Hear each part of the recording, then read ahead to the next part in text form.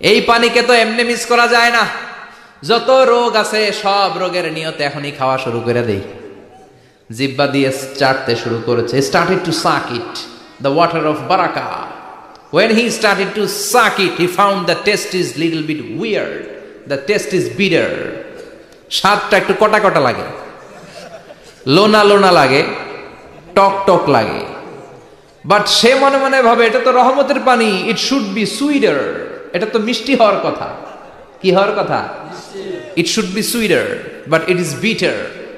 স্বাদটা কেমন টক টক, কটা কটা, লোনা লোনা, লবণ লবণ লাগে। ঘটনা কি? রহমতের পানি, খোদার গায়ের পানি, এটা কটা হবে কেন?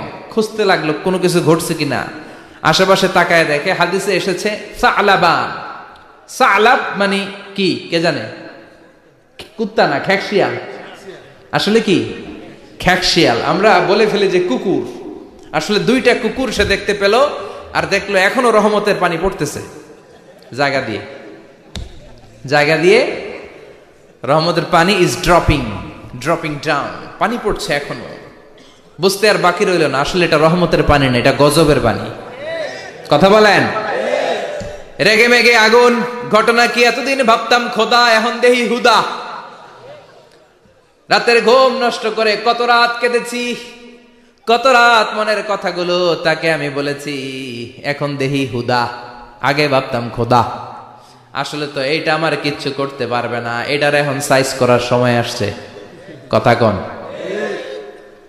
মূর্তিটাকে নিয়ে জমিনের মধ্যে আছড়াতে শুরু করলো, ভাঙতে ভাঙতে হাত আলাদা করলো, খোদার হাত পা সব আলাদা করে ফেলছে। খোদারে মাইরা সাইজ করে তুরজা করে ফেলাইছে।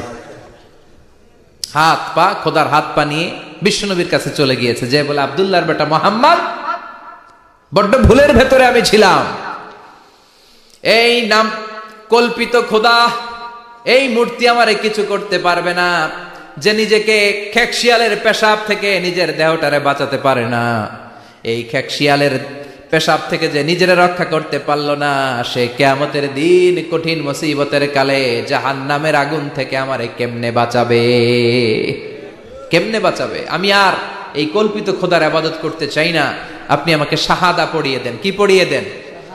ঝিনুকের ভেতর লুকিয়ে থাকে যেমন মতি, ঝিনুকের ভেতর লুকিয়ে থাকে যেমন মতি, কলমা শাহাদাতে আছে আল্লাহর জ্যোতি, কলমা শাহাদাতে আছে আল্লাহর জ্যোতি। পড়েন সবাই। ঝিনুকের ভেতর লুকিয়ে থাকে যেমন মতি, ঝিনুকের ভেতর লুকিয়ে থাকে যেমন মতি, কলমা শাহাদাতে আছে আল্লাহর জ্যোতি, কলমা শাহাদাতে আছে আল্লাহর জ্যোতি। পড়েন আল্লাহু আকবার।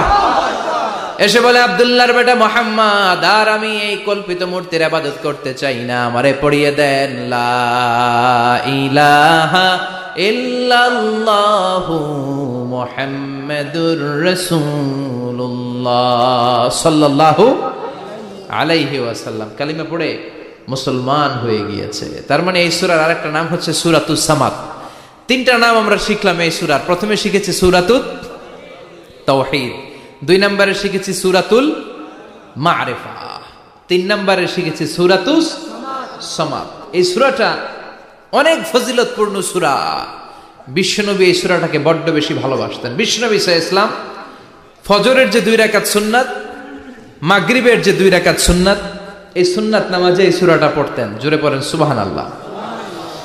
আবার যারা হজ উমরা করতে গিয়েছেন, তাওয়াফ করা লাগে, ফরজ তাওয়াফ আছে, নফল তাওয়াফ আছে, 7টা টার্ন করা লাগে। হাজরে আসওয়াদ থেকে শুরু করে আবার হাজরে আসওয়াদ পর্যন্ত 1 চক্কর, এরকম 7টা চক্কর দিলে হয় একটা তাওয়াফ।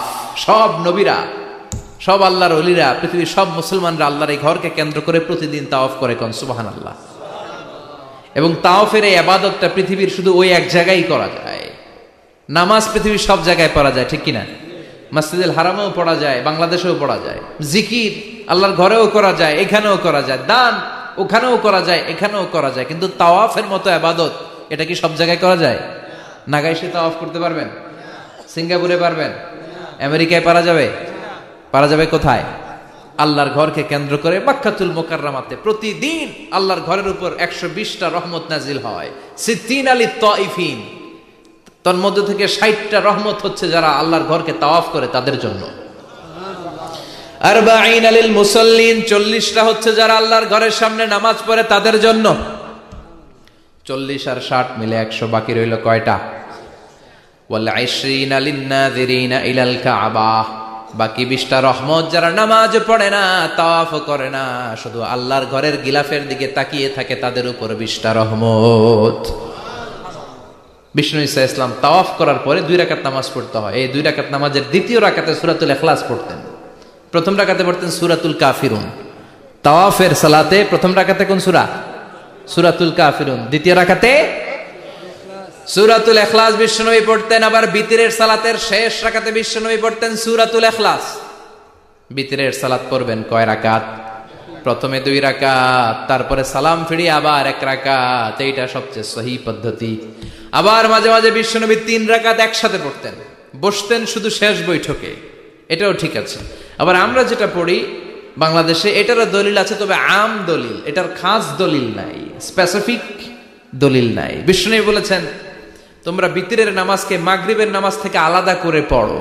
আমরা সেটাও করি, কারণ মাগরিবের নামাজে আমরা 3 রাকাতের পরে এরকম আল্লাহু আকবার বলে হাত উঠাই, তা আলাদা হয়েছে না? আবার আমরা আল্লাহুম্মা ইন্না নাস্তাইনুকা পড়ি, এটা কি মাগরিবের নামাজে পড়ি নাকি? তাহলে পার্থক্য আছে না নাই? তবে প্রথম 2টা বেশি শক্তিশালী। রাতে 2 করে নামাজ পড়বেন, সব শেষে আপনি 1 রাকাত পড়বেন। বিষ্ণু বলেছেন ইজআলু আখিরা সালাতিকুম ফিল লাইলি বিতরা, তোমরা রাতের শেষ নামাজটাকে বিতরের নামাজ বানিয়ে দিও। সুবহানাল্লাহ পড়েন।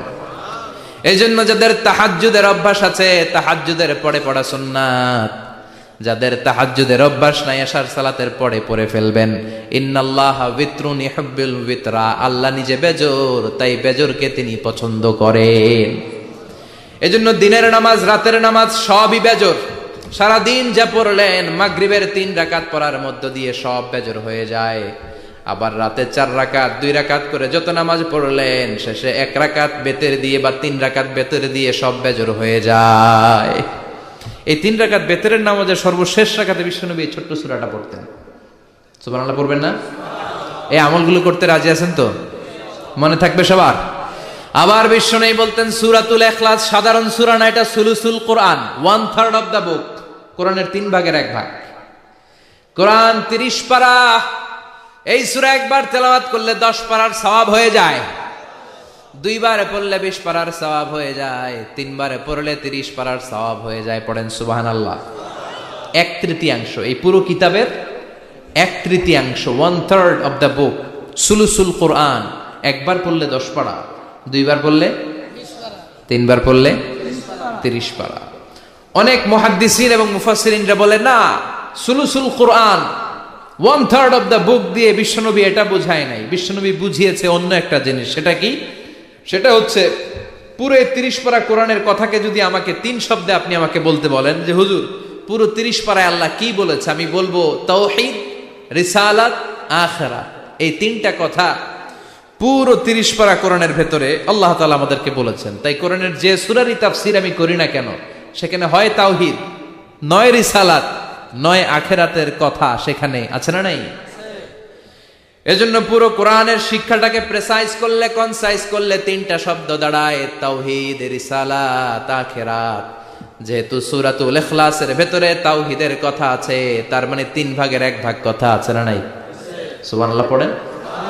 সুলুসুল কোরআন, 1/3 অফ দা বুক।